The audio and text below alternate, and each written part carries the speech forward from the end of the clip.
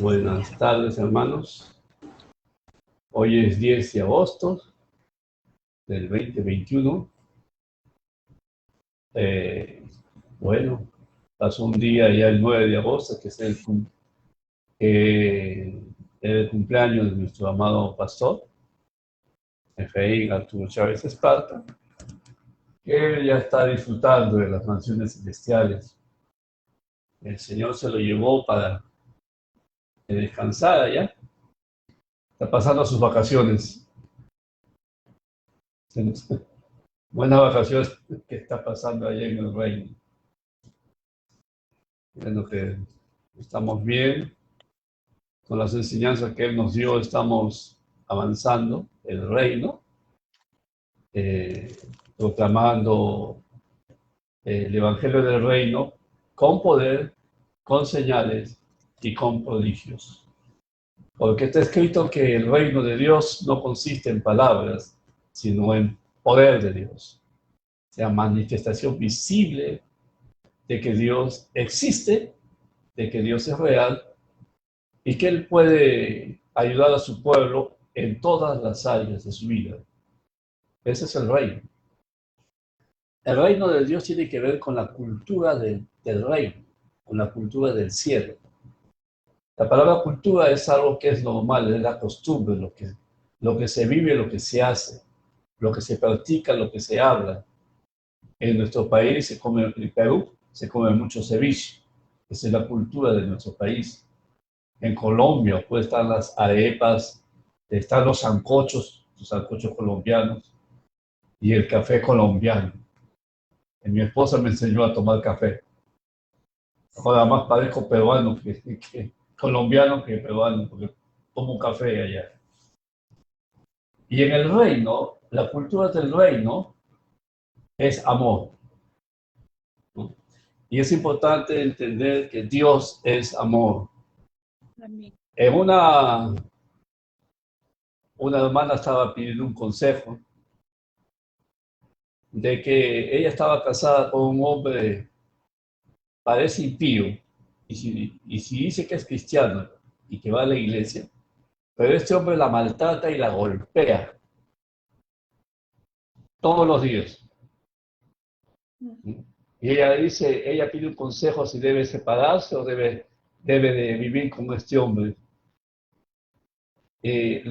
Yo le aconsejé lo que dice 1 Corintios capítulo 7, que el Señor dice que el Señor nos llama a vivir, a tener paz, no a estar bajo servidumbre.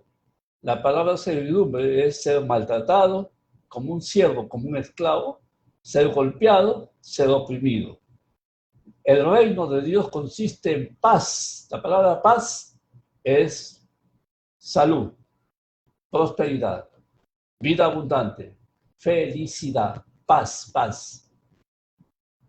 Pero como ella pertenece a un grupo religioso, el consejo que yo le di, me dijeron que no le esté dando malos consejos a la hermana, que ella tiene que aguantar a este marido que no la ama, no la quiere, la explota, la usa, que viva con él hasta su muerte. Yo no discuto, pero la pregunta es, ¿a usted le gustaría tener una hija que viva con un hombre que la maltrate, que la aplaste, que abuse de ella todos los días?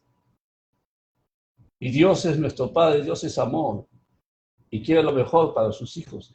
Tenemos que entender la mente de Dios, la mente de Yahweh, la mente del Padre. El reino es justicia, paz y gozo. Esas tres cosas tienen que haber. Si no hay esas tres cosas, tenemos que activar el poder de Dios para que se manifiesten. Vamos a tratar una vez el tema de hoy. Estamos hablando acerca de lo que es el tabernáculo. 1 Corintios capítulo 6, verso 19, nos dice, ¿no?, claramente el apóstol Pablo, ustedes tienen que saber. ¿Qué cosa tenemos que saber? Que somos el templo del Dios viviente. Somos la casa de Dios, Efesios capítulo 2. Y quiero entender, ponemos de acuerdo con mis hermanos, la palabra tabernáculo es el hebreo mizkan, que significa un lugar santo, consagrado, limpio. Y nosotros somos ese templo santo, consagrado y limpio por la sangre del Cordero. No es algo que usted va a buscar mejorar, limpiarse, ¿no? Como dice un salmo, ¿no? Y todo el mundo siempre utilizaba este salmo. Señor, ¿quién habitará en tu tabernáculo? ¿Quién habitará en tu monte santo? El limpio de manos, el que tiene un corazón limpio. Y todo el mundo cantaba esa canción pensando que algún día seremos así. No, señores, no seremos así. Somos así. Somos una nueva generación. La sangre de Jesucristo, su Hijo, nos limpia de todo pecado. La Biblia dice que si confesamos nuestros pecados, confesar significa arrepentirse. El cristiano puede tener caídas, para eso está la sangre, pero no practicar el pecado. Aquel que se llama cristiano y está practicando el pecado como un hábito, como una cultura, quiero decirle que usted no ha nacido de Dios. Usted sigue siendo un impío. Es un religioso que va a la iglesia y se sienta, aplaude y hasta diezma.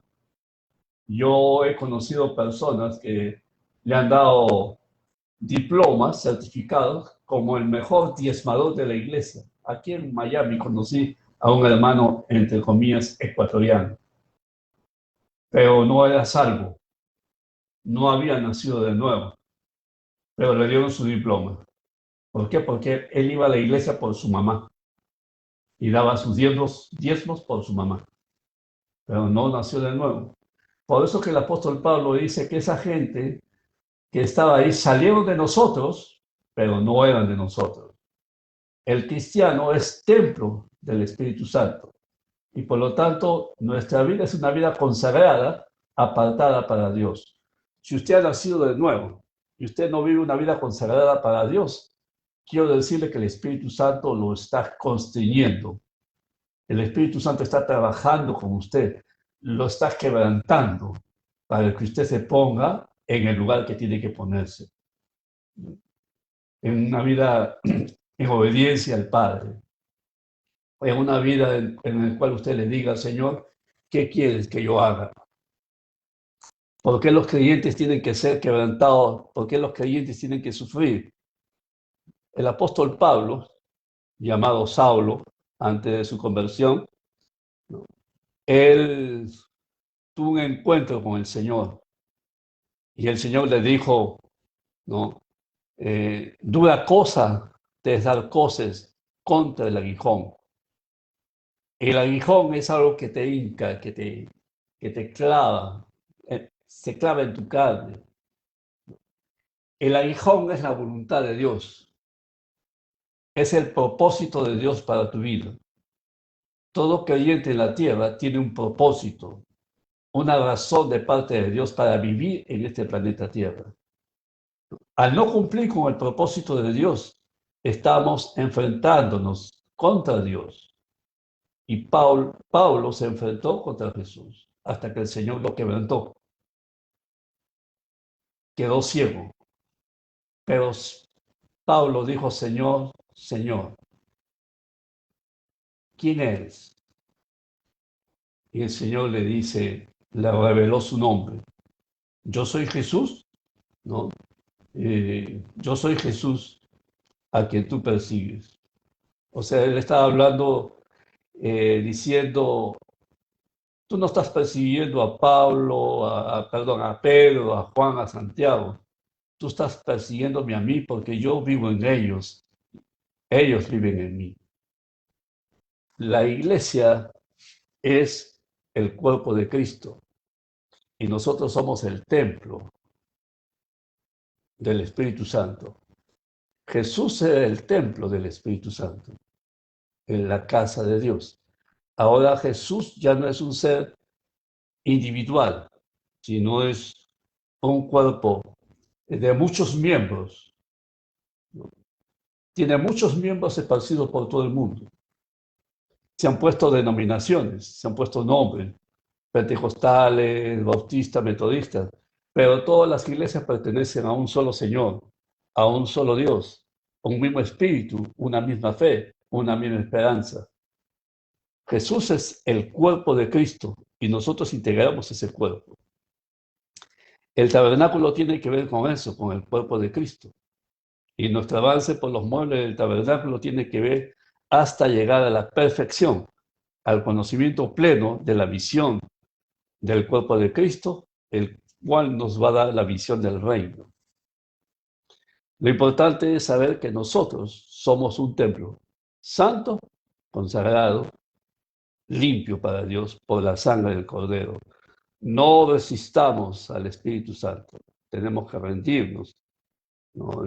Cuando nosotros decimos, Señor, quiero que me cambies, quiero que me transformes, quiero que me ayudes, la respuesta sería, yo ya te cambié, yo ya te transformé. Solamente tienes que renovar tu mente y saber que ya no perteneces a la vieja creación, perteneces a una nueva creación. Segunda de Corintios capítulo 5, verso 17. ¿No? El que está en Cristo, la palabra en es que ha entrado al cuerpo de Cristo. Es una nueva creación. La palabra nueva significa que el pasado ya no existe, que mi viejo hombre quedó clavado en la cruz, ¿no? Que ya no vivo yo. Entonces, nueva significa que he nacido de nuevo y empieza una historia nueva para mí, un programa nuevo que aún no conozco. Para eso tengo que leer la Biblia y buscar que el Espíritu Santo me enseñe y me guíe.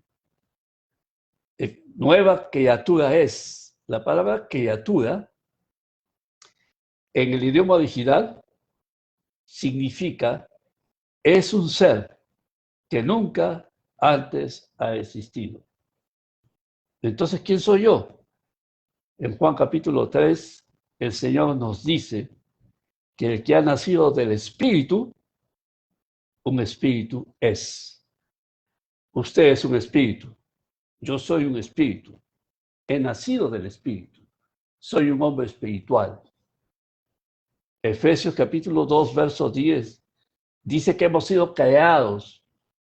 Creados. La palabra crear significa traer a la existencia algo de la nada, ¿no? Hemos sido creados en Cristo Jesús. La palabra en, que hemos sido creados en el cuerpo de Cristo, como Cristo, a la imagen y semejanza de Cristo. Antes teníamos la imagen de Adán caído y nos hemos identificado por muchos años con los pecados de Adán, con las tentaciones de Adán, con la debilidad de Adán. Pero la cruz clavó a Adán en la cruz. Jesús fue el postrer Adán, el último descendiente de la raza de Adán. En Jesús murió el viejo hombre. Toda la genealogía adámica, la iniquidad. La iniquidad es la naturaleza de Satanás metida en la sangre del hombre por causa del pecado de Adán. En Adán todos mueren, pero en Jesús vuelven a tener vida. Es una vida espiritual. Nosotros somos un espíritu. Tenemos que entender eso. Porque para poder subsistir en este tiempo, con tantas noticias que hay, tenemos que ser sobrenaturales. Porque un espíritu es sobrenatural. Un espíritu va más allá de lo que es evidente y natural.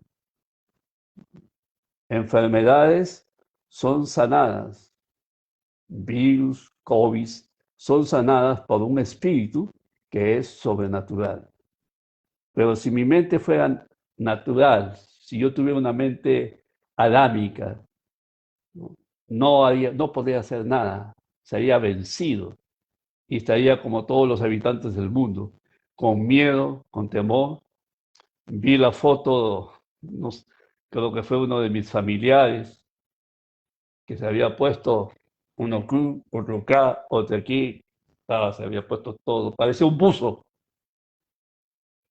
buzo que se había metido dentro de un traje de buzo para que, para que el virus no lo toque. Yo le digo, eso no es necesario.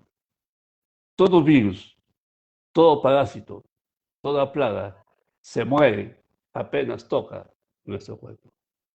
Mi esposa es testigo. Cuando abrazamos personas que tienen gripe o tocamos personas que tienen este virus, se mueren. Amén. Jesús le dijo a Nicodemo, tienes que nacer de nuevo. Deja de ser Adán y transfórmate a la imagen de Cristo. En el libro de, vamos aquí,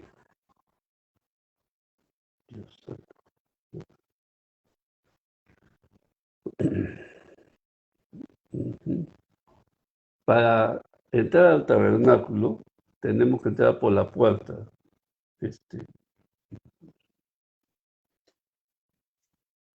La puerta.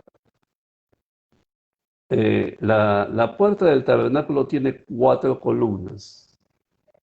El número 4 habla de estas 4 columnas que tiene la puerta del tabernáculo, tiene que ver con los 4 evangelios: Mateo, Marcos, Lucas y Juan, que nos habla de nuestro Señor Jesucristo. Y las cortinas que cubrían la puerta eran de lino fino. Es muy importante saber que los sacerdotes se vestían de lino fino, ¿no? Eran de lino fino, azul, púrpura y carmesí. El lino fino, aquí habla de la vida sin pecado de Cristo. El lino fino habla de la vida sin pecado de Cristo. Y tipifica la justicia otorgada al creyente al reconocer a Jesús como su Salvador personal.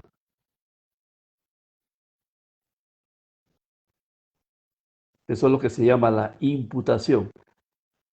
Al que no conoció pecado, Dios lo hizo pecado, para que nosotros seamos declarados justos, la justicia de Dios en Cristo.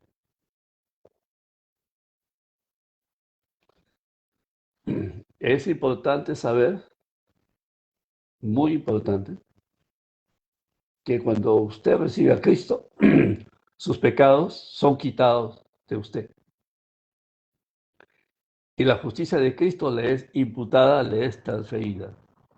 Es por eso que usted es un espíritu transformado. La justicia de Cristo es Cristo. En segunda de Pedro dice que tenemos la naturaleza de Dios. Eso habla del lino fino. El color azul, que está en la puerta del tabernáculo, nos habla del origen celestial de Cristo, el Hijo del Hombre que vino del cielo y que está en el cielo. El púrpura nos indica de la realeza de Jesús como hijo de David. Eso tiene que ver con el pacto davídico, donde el Señor le dice al rey David que uno de su descendencia iba a llegar al trono e iba a tener un reino sempiterno, o sea, eterno. Ese es el púrpura. Y el carmesí, indicativo de la sangre de Jesús, que fue derramada como sacrificio por la humanidad. Ese es el carmesí. La Biblia dice que antes Si tus pecados fueran rojos como el carmesí, serán como blanca lana.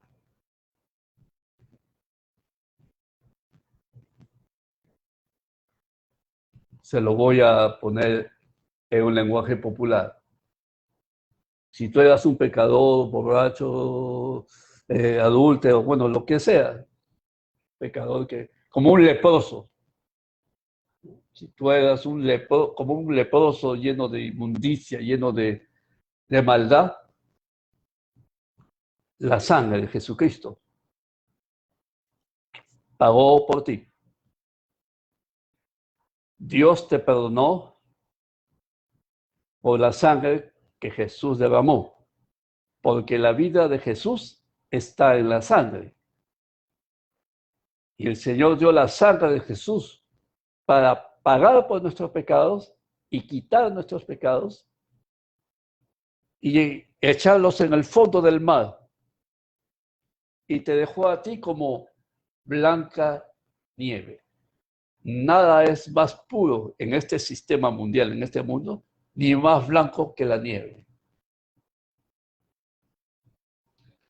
Eso habla de santidad. Eso habla de justicia, habla de realeza. Dios ya no te mira como un hombre pecador por la sangre de su Hijo. Dios te mira puro, santo, justo, limpio. Así te ve Dios, así eres, por eso es que es su templo. El Señor tuvo que derramar hasta la última gota de sangre para limpiarte y justificarte. Deja ya de condenarte. Deja ya de hablar mal de ti. Y comienza a hablar bien de la obra redentora de nuestro Señor Jesucristo. Y Jesús es la puerta. Y entramos por la puerta y somos trasladados del reino de la potestad de Satanás, donde hay destrucción, donde hay muerte, y somos trasladados de ese reino al reino de Dios, al reino de su amado Hijo. Antes estaba enfermo, ahora estoy completamente sano. Antes todo me iba mal, era una desgracia mi vida. Mi historia cambió. Es antes de Cristo y después de Cristo. Cambia tu historia. Entras al reino de Dios con la mente de Cristo. La mente de Cristo es una mente del reino. Entra a gobernar con Cristo en vida. ¿Qué significa gobernar o reinar en vida? Eso está en Romanos capítulo 5, 17, 19. Reinar en vida significa ordenar que tus males pasen, cualquier fracaso, cualquier problema, cualquier enfermedad. Tú tienes que tener dominio, tienes que mandar, tienes que echarlos fuera en el nombre de Jesús. Tienes esa autoridad. Eso lo hizo la sangre. Entramos al altar de bronce. El primer mueble que vamos a ver es el altar de bronce. El altar de bronce representa el juicio de Dios sobre el pecado. Eso es el bronce. Juicio de Dios. Al ser un altar, habla de muerte. Y la paga del pecado es muerte. Y sin derramamiento de sangre, no hay perdón de pecados. Vamos a ver el Números 21, 5, 9. Y de ahí.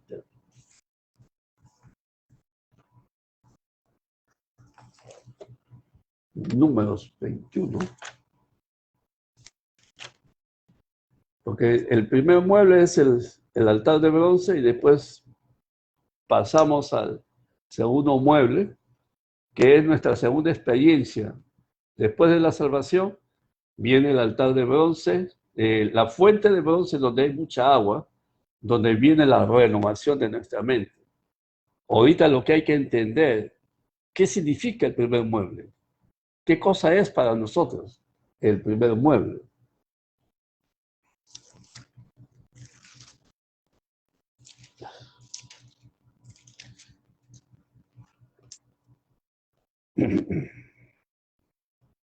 En Números 21 dice así, en el verso 5, y habló el pueblo contra Dios y contra Moisés. ¿Por qué nos hiciste subir de este desierto para que muramos en este desierto? Pues no hay pan ni agua y nuestra alma tiene fastidio de este pan tan liviano. Y Yahweh envió entre el pueblo serpientes ardientes que mordían al pueblo y murió mucho pueblo de Israel. Entonces el pueblo vino a Moisés y dijo, hemos pecado por haber hablado contra Yahweh y contra ti.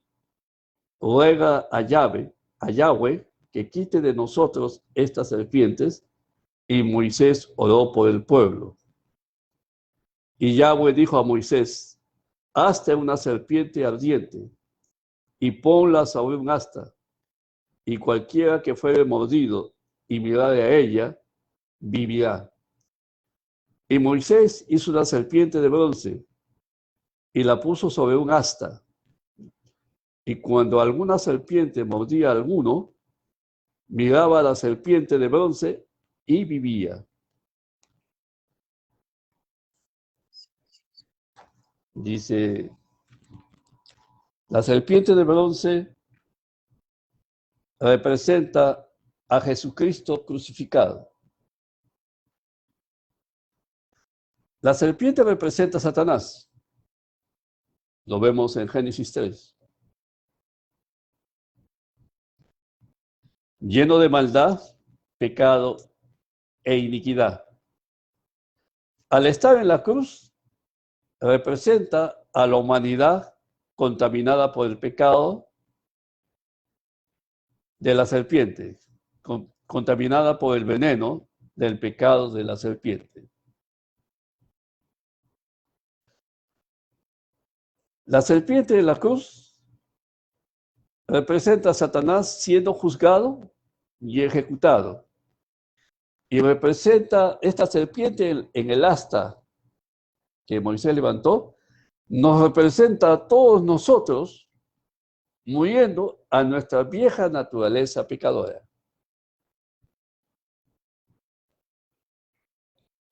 Y en esta asta que representa la cruz, el asta es un palo vertical que representa la cruz. Satanás fue ejecutado en la cruz. La Biblia dice que despojando principados y potestades, o sea, le quitó todas las armas, todo su poder, despojando principados y potestades, los exhibió públicamente, triunfando sobre ellos en la cruz. Satanás tenía derecho legal en el hombre a causa de la iniquidad, del pecado. La carne es y está contaminada por el pecado. Pero la Biblia dice que Jesús condenó al pecado en la carne y lo crucificó. En el libro de Juan 12, 32 y 33, Jesús dijo así, si yo fuere levantado de la tierra, a todos atraeré a mí mismo. Cuando él fue levantado de la tierra, tomó sobre sí nuestras rebeliones, nuestros pecados.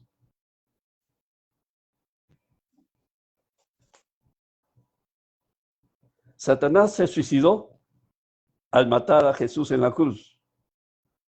¿Por qué se suicidó? Nos mató a todos nosotros y se quedó sin ningún derecho legal sobre nosotros.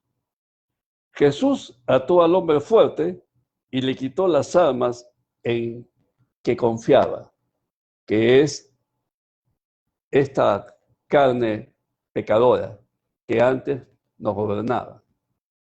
Romanos 6:6.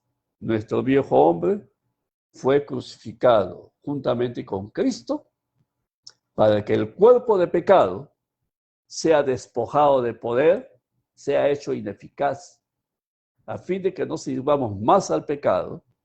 Antes bien, ahora estos miembros sirven a Dios. Espero que se haya entendido. Ese es el bronce, el altar de bronce. Juicio contra Satanás, juicio contra el pecado, juicio contra la naturaleza humana. Todos fuimos juzgados ahí. Todos fuimos ejecutados en la cruz. Pero ¿cómo se hizo? ¿Cómo fue eso? Jesús se hizo serpiente. Vamos a verlo. Está en Juan capítulo 3 y Gálatas capítulo 3, verso 13. La gente tiene que entender esto para que se vea como Jesús y para que entienda el poder de la redención. Juan capítulo 3. Y con eso vamos a terminar, porque esto es un tema que hay que meditarlo mucho, que tiene que ser revelado. Tiene que ser revelado para que pueda salir el poder de Dios que está en tu espíritu. En tu espíritu está todo el poder de Dios, toda la bendición de Abraham, las bendiciones de Dios están en tu espíritu, toda la autoridad. Y cuando tú entiendes tu muerte, ya no vas a vivir para tu viejo hombre, vas a vivir en el espíritu, vas a hablar en el espíritu. Eso se llama el hombre espiritual, gobernando en esta tierra. En Juan capítulo 3, vamos a verlo. Cuando Jesús habla con el religioso Nicodemo, entonces Jesús le dice a Nicodemo, una mente religiosa, y como Moisés levantó la serpiente en el desierto, así es necesario, por causa del pecado del hombre, que el Hijo del Hombre sea levantado. O sea, es necesario que Jesús sea levantado como una serpiente, tomando, eso vamos a verlo eso, pero en el verso 15, así es necesario que el Hijo del Hombre sea levantado, para que todo aquel que en él cree no se pierda, mas tenga vida eterna. En la versión original dice así, para que todo aquel que a Cristo mira no se pierda, mas tenga vida eterna. Esto es mirar a Cristo, como cuando los judíos miraban a la serpiente, para que todo aquel que a Cristo mira. ¿Cómo nuestro Señor Jesús fue levantado como una serpiente? En el libro de Gálatas, capítulo 3, verso 13, dice que Cristo se hizo maldición, hecho por nosotros maldición, atrajo sobre sí toda la maldad, todos los quebrantos, porque la paga del pecado es muerte. Y Deuteronomio 28 habla de las maldiciones que caen sobre las personas por no cumplir con la ley de Dios. Pero todas esas maldiciones, la maldición de la ley cayó sobre Jesús porque Él se hizo pecador. No, sí, Él no cometió pecado, tomó nuestros pecados. Él no se hizo pecador, tomó nuestros pecados. Un hombre santo tomando nuestros pecados. Hay que entender eso. En Isaías capítulo 53 se ve la profecía del Mesías, el Mesías que sufre. A los judíos les gusta ver mucho las profecías del Mesías que reina, pero no les gusta ver las profecías del Mesías sufriente. Pero nosotros lo vamos a ver.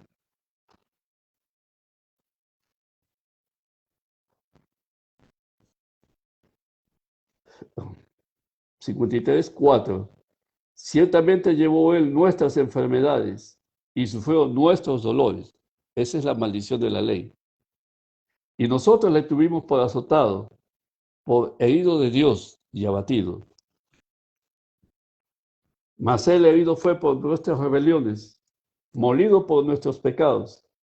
El castigo de nuestra paz fue sobre él, y por sus llagas fuimos nosotros curados. Todos nosotros nos descarriamos como ovejas, cada cual se apartó por su camino, mas Yahweh cargó en él el pecado de todos nosotros. Él tomó nuestro lugar. Dios tenía que destruirnos por nuestros pecados. Teníamos que morir. Pero Jesús le dijo a nuestro Padre Celestial, no lo castigues a ellos, castígame a mí, porque ellos no saben lo que hacen. No saben lo que hacen.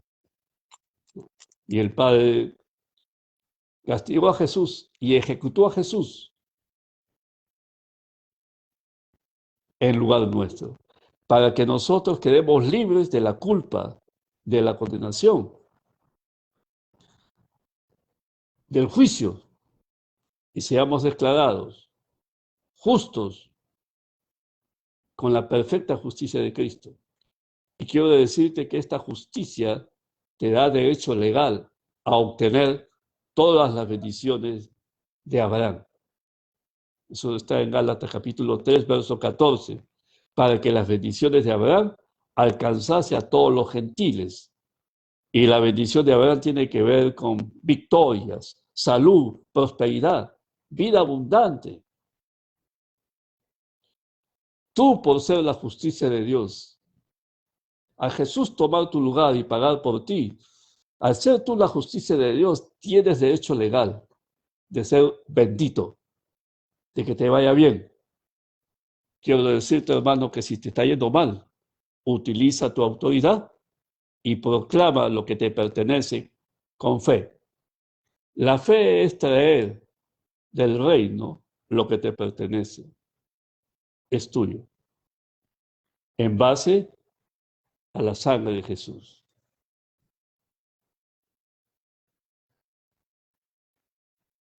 Verso 7 de Isaías 53. Angustiado él y afligido, no abrió su boca. Como cordero fue llevado al matadero. ¿Tú sabes qué significa eso? La oveja, el cordero fue llevado al altar de bronce. Y la oveja se le amarraba, tenía 4 cuernos, se le amarraba en los cuernos del altar. Se sacrificaba. Él fue como un cordero llevado al matadero. El justo por los injustos para llevarnos a Dios. Y como oveja delante de sus trasquiladores, enmudeció y no abrió su boca. Como oveja delante de sus trasquiladores, enmudeció y no abrió su boca. Él cayó. Él no se defendió. Él luchó por ti. Porque te amaba. Porque te ama. No solamente para perdonarte tus pecados, sino para darte una historia nueva. Si te rechazaron, si nunca fuiste aceptado, Él te acepta y Él tiene para ti un destino glorioso. Tiene pan, tiene comida, tiene casa para ti. Eso está en Mateo capítulo 6. No te preocupes por la comida ni por la bebida, pero tienes que buscar el reino. El reino es lo que Jesús hizo, devolver el reino al hombre. Y su justicia, esto es ser justificados por fe en Él. El problema es que han reemplazado la justicia de Dios por la justicia humana. ¿Qué significa eso? Tienes que dar dinero para obtener tu bendición. Tienes que hacer algo para obtener tu bendición. Tienes que hacer un pacto para que tus hijos se salven. Tienes que hacer lo otro para que te vaya bien. Todo eso es legalismo. Y bajo la ley no se obtiene ningún favor de Dios. bajo la gracia, que es un favor inmerecido, tiene que ver con lo que Jesús hizo y tú tienes que tomarlo. La palabra gracia es que Dios te da todo lo que tú necesitas. Y tú tienes que tomarlo porque te pertenece, por lo que estamos leyendo aquí. Él no abrió su boca, él solamente guardó silencio, porque en el libro de Hebreos capítulo 12 dice que puesto los ojos en Jesús, ¿no? Dice que él tuvo gozo al ver que había una descendencia que se iba a salvar. Él guardó silencio. Vamos a verlo para ver exactamente eso. 12:2 de Hebreos.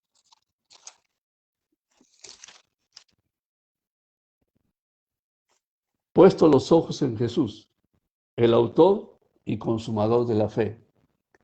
Esto se llama la piedra angular. La piedra angular es la base de cualquier construcción. Y se llama también consumador porque Jesús empieza la obra y Jesús la termina.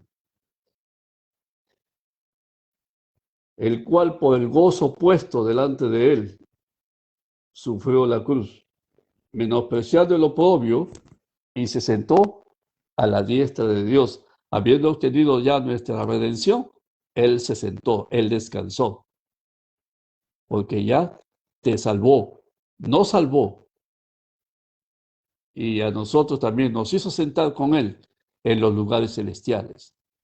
Efesios capítulo 2, verso 6. Dice por el gozo puesto delante de él. En la cruz, él tenía un gozo. Él sabía, él veía nuestra salvación. Él guardó silencio por amor, porque sabía que con su sacrificio, con su amor, con su entrega por ti, te iba a salvar, te iba a liberar, te iba a sanar. Él está presente contigo ahora. Uno de los nombres de Dios es Jehová Sama o Yahweh Sama, que tiene que ver con el último mueble, que tiene que ver con la presencia de Dios acompañándote todos los días. Y Jesús nos dice en Mateo, yo estoy con ustedes todos los días hasta el fin del mundo. Él es el Cordero que fue inmolado. Se hizo serpiente, se hizo maldición, para liberarte, para sanarte y para estar contigo. Él no te va a dejar. Clama a mí y yo te responderé, dice el Señor. Y te voy a mostrar cosas grandes y ocultas que tú no conoces. Para cualquier emergencia, clama al Señor, Él está ahí. En el libro de Hebreos 7 dice que Él es nuestro sumo sacerdote, que está presentando su sangre a favor nuestro, pidiéndole a Dios misericordia, pidiéndole a Dios la misericordia que es nueva cada mañana, la bendición de Dios para ti en cada día. Mi Dios pues suplirá todo lo que os falta conforme a sus riquezas en gloria. Hay muchas riquezas, tenemos que pedírselas al Señor. Pedid y se os dará. Y aquí en Isaías 53, para poder terminar, acá está 53:10. Con todo eso, Jehová, Yahweh, quiso quebrantarlo, sujetándole a padecimiento. Cuando haya puesto su vida en expiación por el pecado, verá linaje. ¿Qué significa verá linaje? Somos linaje bendito de Yahweh. Eso lo dice el apóstol Pedro, ¿no? Que somos real sacerdocio, nación santa, pueblo escogido por Dios para anunciar las virtudes de aquel que nos llamó. Verá linaje. Somos su linaje, no el linaje de Adán. Somos el linaje de Jesús, limpio, puro, santo. Tu mente va a trabajar en base a lo que tú crees. Si yo pienso que soy un hombre pecador, que soy débil, así voy a hacer, así voy a hablar y así voy a vivir.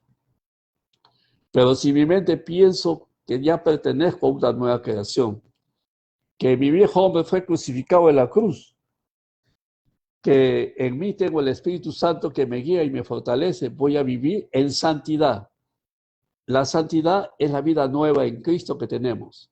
Es algo natural, es algo que es mío porque soy linaje bendito de Yahweh. Eso se llama vivir bajo la gracia. Si tú te esfuerzas para ser un mejor creyente, vas a caer, porque el pecado, el poder del pecado, es la ley. Cada vez que quieras mejorar, el pecado te va a vencer. Pablo dice, cuando yo quiero hacer el bien, hallo esta ley. Se viene algo más grande que mí y me vence y me lleva cautivo al pecado. Es la ley. Salgamos de la ley. El hombre que está crucificado en la cruz es aquel que ya no actúa para justificarse. Cuando estoy clavado en la cruz, ya mis manos no pueden hacer obras que se llaman obras muertas. Bajo la gracia es vivir la vida del Espíritu. Dice, verá linaje, vivirá por largos días, y la voluntad de Yahweh será en su mano prosperada. Verá el fruto de la aflicción de su alma y quedará satisfecho. Por su conocimiento justificará mi siervo justo a muchos y llevará las iniquidades de ellos. Se los llevó. Llevará las iniquidades de ellos. Más adelante vamos a ver al macho cabrío, un macho cabrío que se lleva todos los pecados al desierto para Azazel. Esto es para Satanás. Todo eso le pertenece a él. A él se le da todo lo malo. Y vamos a ver aquí. En 2 Corintios 5:14, el amor de Cristo nos constriñe pensando esto, que si uno murió por todos, luego todos murieron. Satanás se suicidó al matar a Jesús en la cruz. Nos mató a todos nosotros y se quedó sin ningún derecho legal sobre nosotros. Jesús ató al hombre fuerte y le quitó las armas en quien confiaba y ya podemos arrebatar el botín. Vamos a eso a Lucas 11 y con eso terminamos. Lucas 11.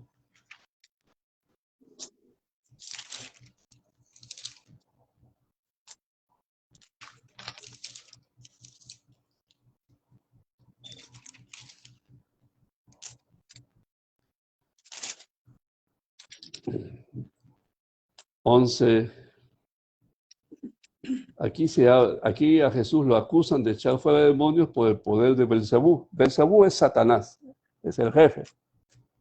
Si se puede decir que él es jefe. Y en el verso 20 Jesús dice, si por el dedo de Dios echo fuera yo los demonios, ciertamente el reino de Dios ha llegado a vosotros.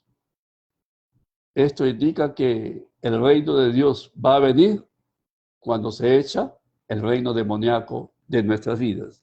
Echar fuera demonios por el poder del Espíritu Santo. Verso 21.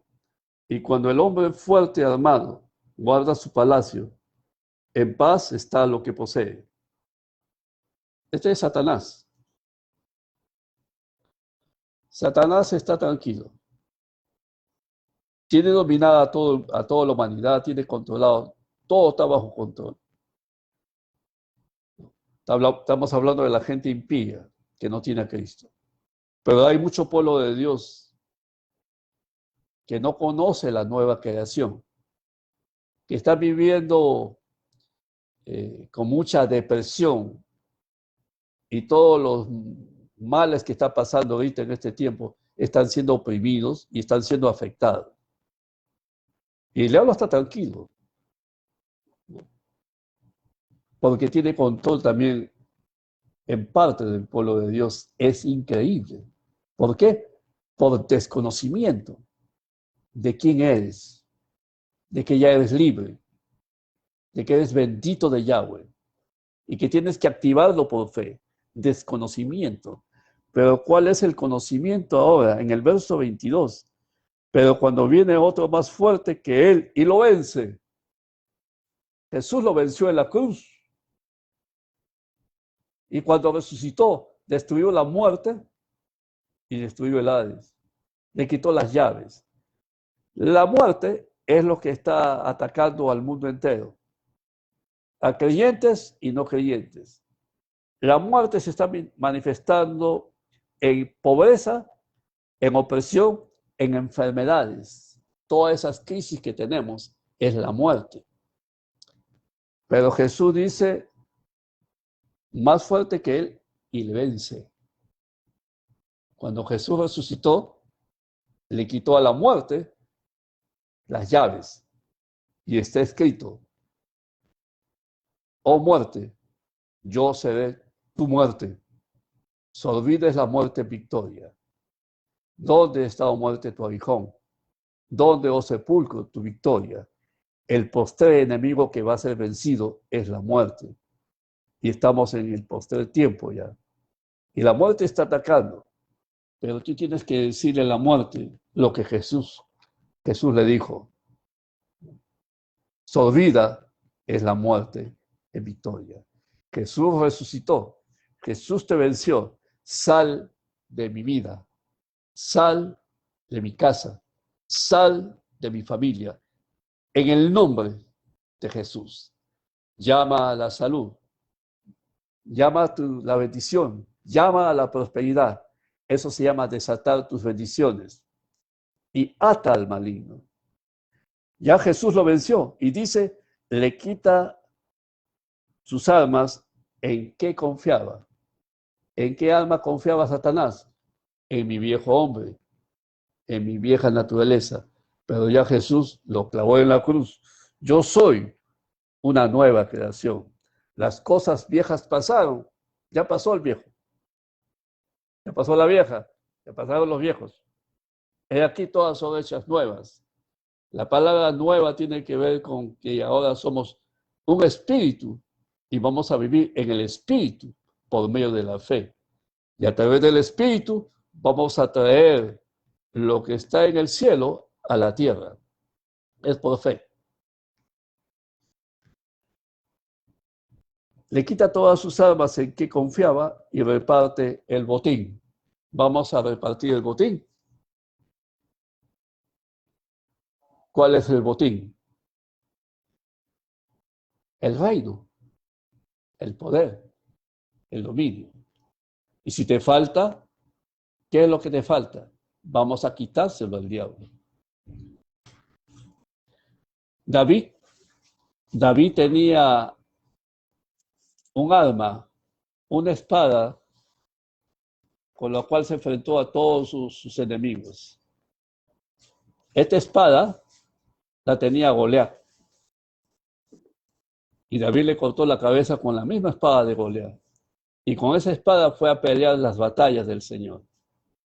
Satanás tiene nuestra espada. Vamos a quitárselo. En esa espada está nuestra bendición. El Señor es nuestro pastor. Nada nos faltará. Nada debe faltarnos. Vamos a traer esa bendición que ya Jesús ganó para nosotros. ¿Qué significan los diezmos y las ofrendas? Los diezmos es la bendición que Dios nos da, una vida abundante. Y como acción de gracia, damos nuestros diezmos y nuestras ofrendas por la bendición que hemos tenido de parte de Dios. Lo están haciendo al revés ahora. Están pidiendo que demos y demos y demos sin recibir nada. Eso está mal.